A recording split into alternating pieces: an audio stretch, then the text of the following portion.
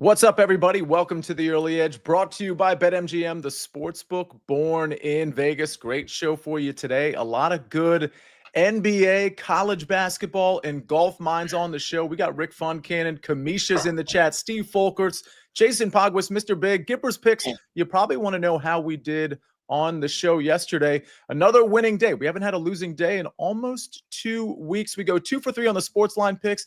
Zach Simony misses his. He hit a lot on HQ, by the way, but he misses the early edge pick. Larry hits Georgia Tech money line, and Martin Green hits his plus money play as well. We're going to take 4 and 2 every single time.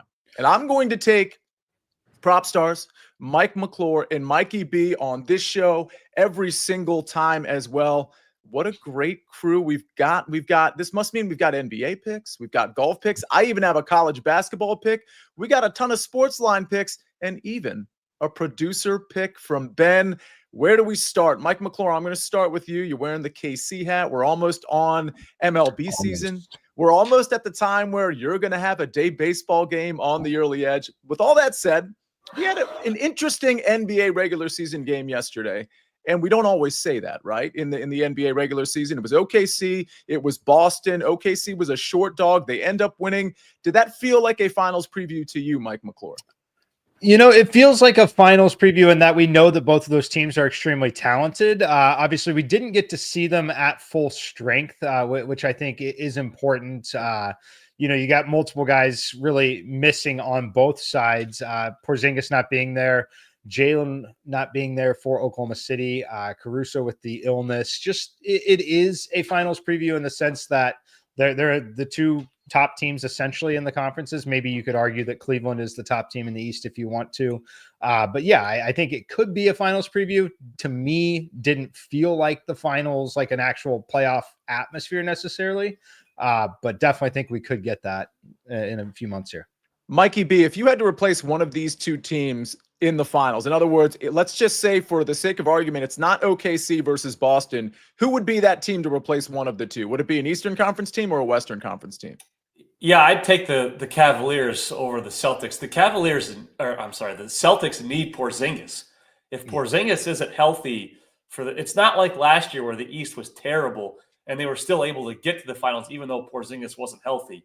They need him healthy if they're going to make it to the finals. So that's if he's not, then they're going to be in trouble. PropStarz, same question for you.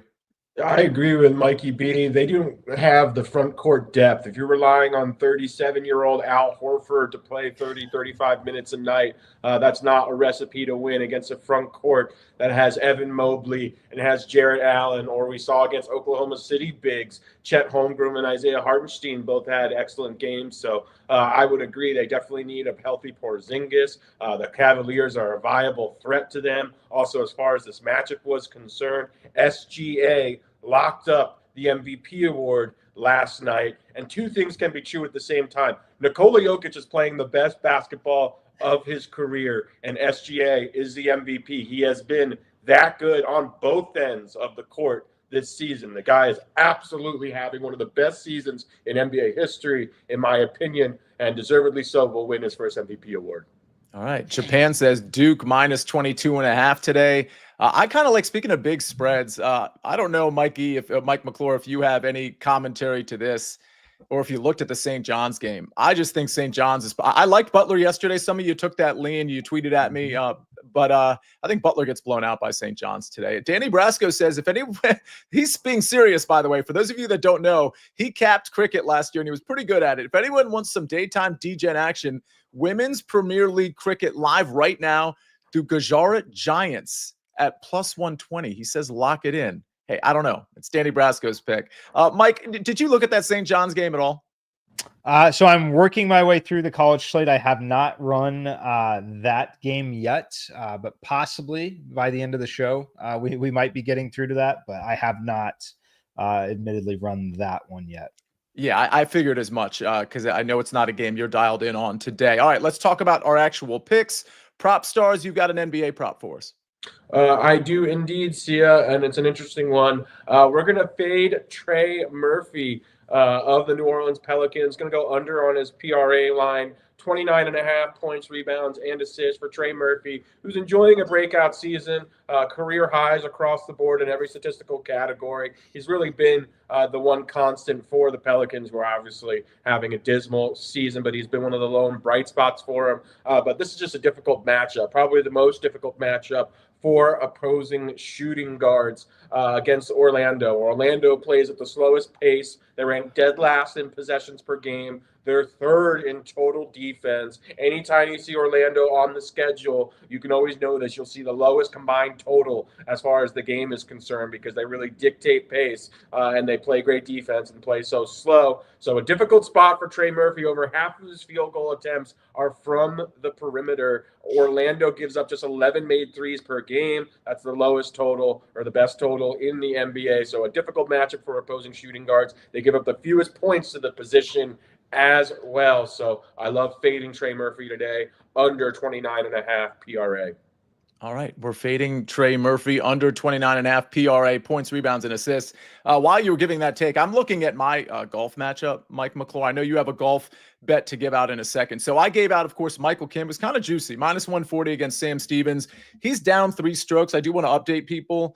They're on the 8th hole, and Sam Stevens found the water. So it's likely Michael Kim found the green. So it's likely we're looking at maybe a 2-stroke switch. So Michael Kim will likely still be down, but instead of by 3 strokes, he'll be down by 1 stroke with about 10 holes remaining. So FYI there, I'll have another golf pick for you as well. Mike, before I get to your pick, I do have to remind everybody at 3:30 today, we've got a really cool show. We're going to have Mackenzie Brooks in studio. We're going to have Chip Patterson in studio. It's going to be really electric. It's going to be the conference tournament sweats. We're sweating conference tournaments live today and tomorrow. Watch live on SportsLine, the YouTube page. That's where you're at right now with Mackenzie Brooks, Chip Patterson, a ton of surprise guests sweating out their conference tournament bets to talk about their bets, your bets, all the bets. So make sure you're dialed in at 3:30 Eastern time on the SportsLine YouTube page. That's going to be anything with Chip Patterson is always really fun.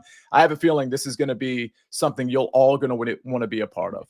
Mike, I usually want to be a part of your golf bet. So you've got the floor. Colin Morikawa, Scotty Scheffler, they go out in the afternoon. You've got a bet in this one.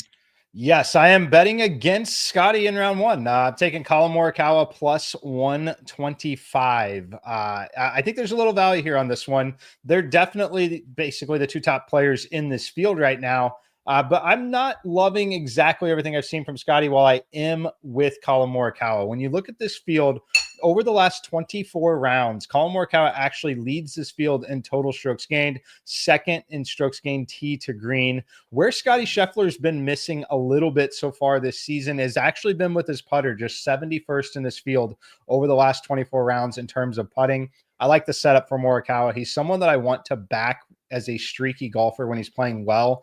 I'm not worried about him not closing out and winning that tournament last week that he absolutely should have won. I think everything sets up very well for him here in terms of his approach game, the way he's playing, but really just a price point play. A lot of people love Scotty Scheffler. He's still the best overall golfer in the world, but just the price point here. Plus 125 implies 44.4%. I made the number 47%, meaning we should see a plus 113. Love the value on the plus 125 here. So played Colin Morikawa. Again, this is a round 1 matchup. I would not play it for the full 4 rounds, just in round 1 here for Colin Morikawa.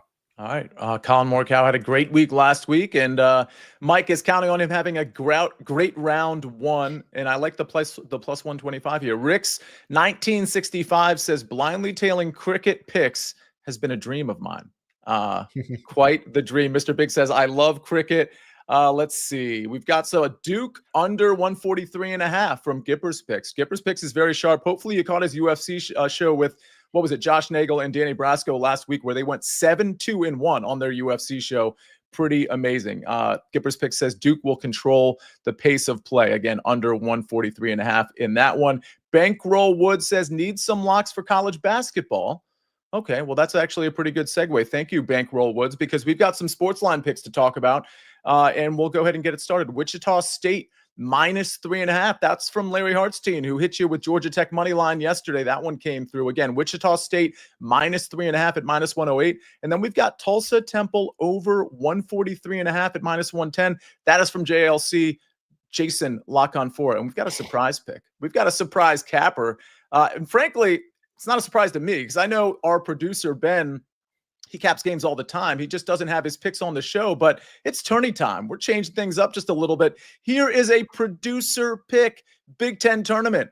Indiana +2.5 versus Oregon. This is -115. This one courtesy of Ben. Let's give Ben a shout out in the chat. Let's go, Ben! Exclamation point.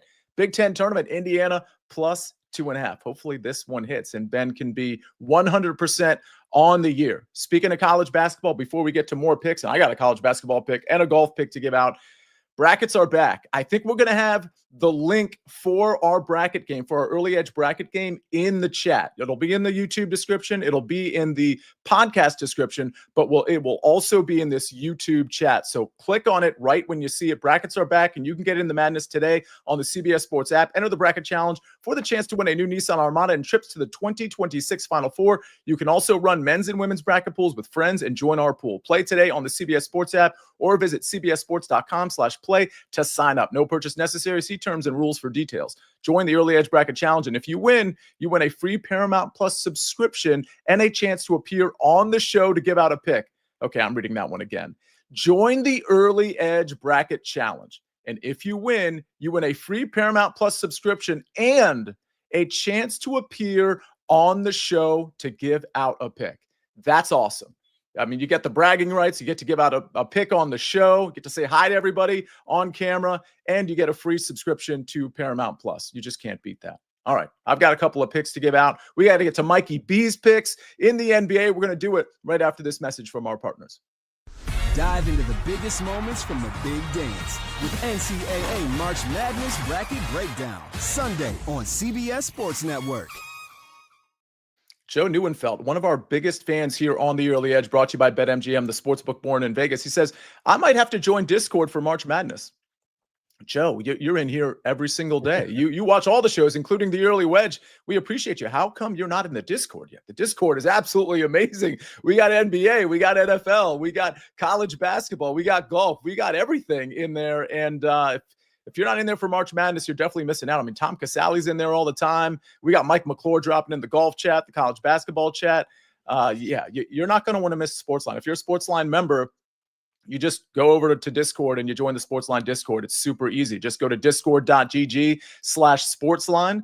And if you're a SportsLine member, it takes you right in there. You get to all the channels. You can talk to really anybody you want. Sometimes we have a appointment Discord with PropStarz with people like Mikey B and Mike McClure. All right. Let's get to a couple of picks from me. Mikey B, we'll finally get to yours in a second. I gave out a pick on the Early Wedge on Tuesday. I'm just going to reiterate it here because not everybody watched the Early Wedge. I'm assuming that's watching here. Daniel Berger in an afternoon matchup. This is a round one matchup. Daniel Berger, when I gave it out on the Early Wedge, it was -120 over Sam Burns. Again, round one matchup. This one I think you can find on DK, maybe FanDuel as well.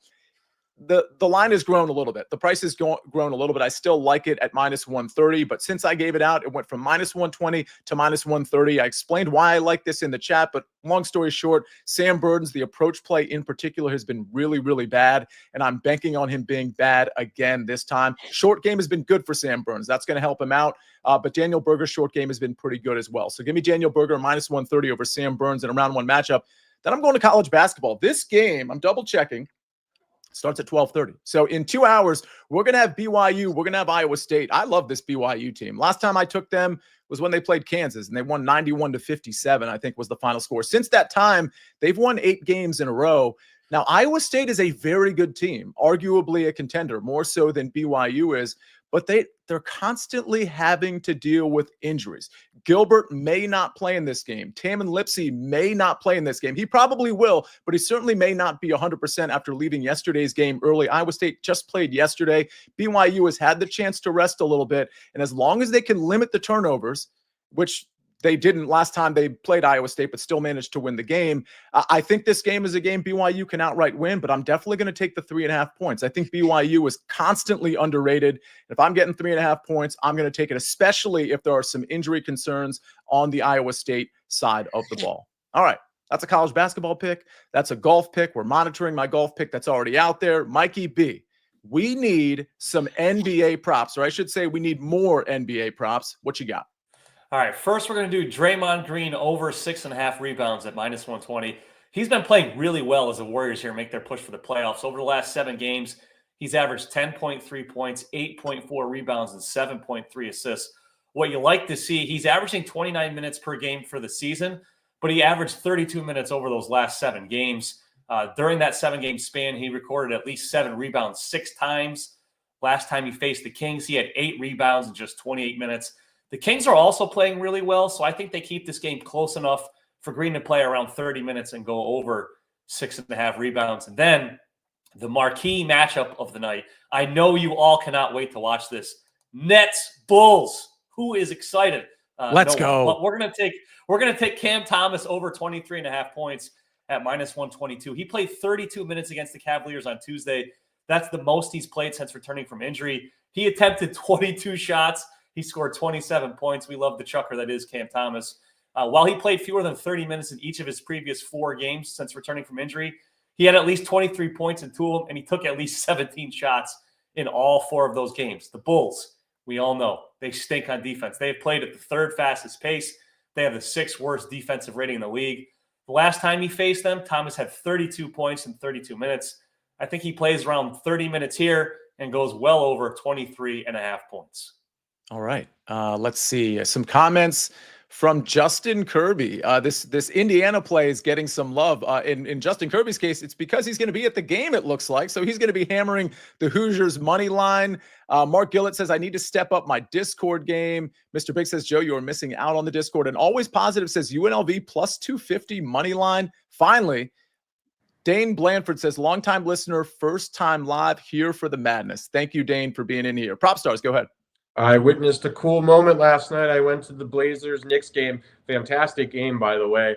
But for the national anthem, I'm sure you guys remember this. There was a viral clip, I don't know how long ago, maybe 10, 15 years ago, back when Mo Cheeks was the coach of the Blazers. There was a girl singing in the national anthem, a young girl who struggled. And I think she forgot the words and got really nervous midway through. And Mo Cheeks came and joined her and finished with her, and it was this very touching, heartfelt, human moment. And she actually sung the national anthem last night, and Mo Cheeks was in attendance as he's an assistant coach for the Knicks. So it came for a full circle, and she did a phenomenal job last night on the national anthem. What a cool moment. Can I ask you, did they, before she got out there, did they reference in any way on the video? No, but they showed Mo Cheeks while she was singing. He was enjoying watching her. Very, very interesting. Mikey B, was there anything in the chat that you noticed that you needed to address? Yeah, there's a lot of Trey Jones questions. I love all these Bulls fans out here. So for the Bulls, we all know Ayo Dosunmu was out for the rest of the season. Lonzo Ball's been out. It's going to stay out. And now Josh Giddey is out. So there's some questions on overs for, here's 10.5 points for Trey Jones. There was, I think, 18.5 for his, I think maybe his points and assists. I don't mind playing those overs. The only thing you got to keep an eye on, the Nets are not the Raptors. They're not the Wizards. They're not the Jazz. They're not full-on tanking and pulling all of their starters into the 4th quarter, regardless if they're winning or not.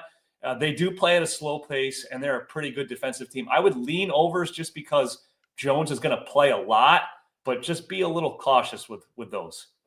All right. PropStarz, go ahead. I like the under quite a bit in that game, under 230 or 31 points. Yeah. As Mikey V mentioned, the Nets are solid above average defensively. I also think the Bulls, without Josh Giddey, will be a bit slower. So, yeah, I think this is actually a good spot to fade the total between the teams. All right, we go from an under, potentially, to an over. Big Cheesy says Buddy Hield over 9.5 points at -125. We've got a lot of people that are joining in on the cricket fun. We've got Larry Hartstein in the chat. And I know, Mike McClure, you've been busy in the chat as well. Was there anything question-wise or comment-wise you needed to verbalize for the people that might be listening to the podcast, for example?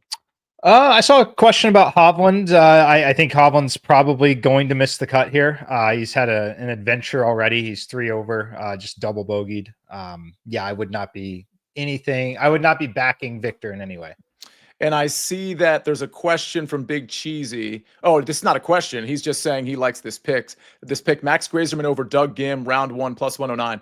So there's really good reason to love Doug Gim this week, in my opinion. I think I had him as like a long shot in the without market at a really long number because Doug Gim is a great ball striker, and Team No Putt, which Doug Gim has firmly established himself in, can actually succeed at the players at TPC Sawgrass.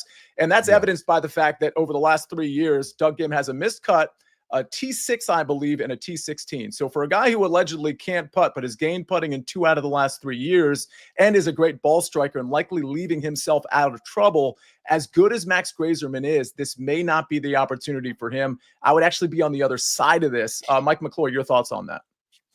Yeah, I would be on the other side as well. I like Doug Gim quite a bit. I played him in a lot of DFS stuff. So yeah, I like the Doug Gim side. Yeah, and Big Cheesy, you might end up being right here, but Minwoo Lee over JJ Spawn, I would literally offer you the same argument. I wouldn't pay minus 125 for Minwoo Lee over JJ Spawn here specifically, because Spawn likely to keep it in the fairway, but usually pretty dialed in with his irons. Mike McClure, you're a big Minwoo Lee guy. I mean, would this be a matchup you'd consider? Not this week, no. Yeah. I am not on Minwoo Lee at all. Again, other side. I like JJ Spawn over Minwoo Lee. Yep, I played some JJ Spawn in a few of the DFS lineups. I got to say, Mike McClure, I had one big lineup with Jason Day in it. He withdrew 20 minutes before the tournament. I should have seen it, but I didn't. So I just flushed a little over $100 down the toilet because I didn't catch the withdrawal in time. That's sort of the price you pay when you play DFS golf sometimes. More on golf on the early wedge. We've got the Friday show, but then the Sunday show, the live show with me and Mike at 1 o'clock, where we take you through round 4 and the outright bets, the matchup bets, and all that fun stuff. That also has Patrick McDonald on it and Jason Sobel. So make sure you tune in for that. Make sure you tune in at 3:30 today for that live sweat with Chip Patterson, with Mackenzie Brooks, and so many others. Do not forget about that. All right, let's go to our recap screen. We got a lot of picks. And don't forget, there's a lot of afternoon ball, including my picks, some of the SportsLine picks. These things start at like 11:30, 12, 12:30. So if you're going to get these college basketball picks, you got to get them in soon. I've got Daniel Berger minus 130 over Sam Burns. That's this afternoon. Starts in a couple hours, maybe less. BYU plus 3.5, minus 115. Of course, that's in the Big 12 tourney against Iowa State. Draymond Green over 6.5 rebounds. That's from Mikey B at minus 120. He also has Cam Thomas over 23.5 points at minus 122. Mike McClure this afternoon. Colin Morikawa goes out with Scotty Scheffler. We're taking Colin Morikawa in round 1 at plus 125. Trey Murphy under 29.5 points. Trey Murphy under 29.5 points, rebounds, and assists at minus 110. That one courtesy of PropStarz. We got some SportsLine picks. Wichita State minus 3.5 at minus 108. That is from the Maestro, who is in the chat. We've got Tulsa Temple over 143.5 at minus 110. That is from JLC. And our producer pick, courtesy of Ben, Big Ten tournament. Big Ben tournament, if you ask me. Indiana plus 2.5 versus Oregon. We got some people in the chat that are going to be at the game. Tweet at SportsLine. Tweet at us. Maybe you got a picture from the game, especially if they end up winning. We want to see you at some of these games if you're actually going to be there. I think that would be really cool, really exciting. Big Cheesy said it all. He says, good luck today, fam. Good luck, everybody. Let's cash some tickets. Let's enjoy the basketball all day. Let's make sure we get into that 3:30 show and enjoy the sweats with Chip Patterson and Mackenzie Brooks. And make sure you are here tomorrow for Big Pick Energy Friday. It is going to be a good time. It's going to be me and Mike and Chip and the regular crew, right? But Chip's going to be in studio. You're going to get a Chip Me Up in studio. I already can't wait for that. Ladies and gentlemen, thanks for being in here. Thanks for hitting the like button. Thanks for participating in the chat. We'll see you next time on The Early Edge. We rest our case.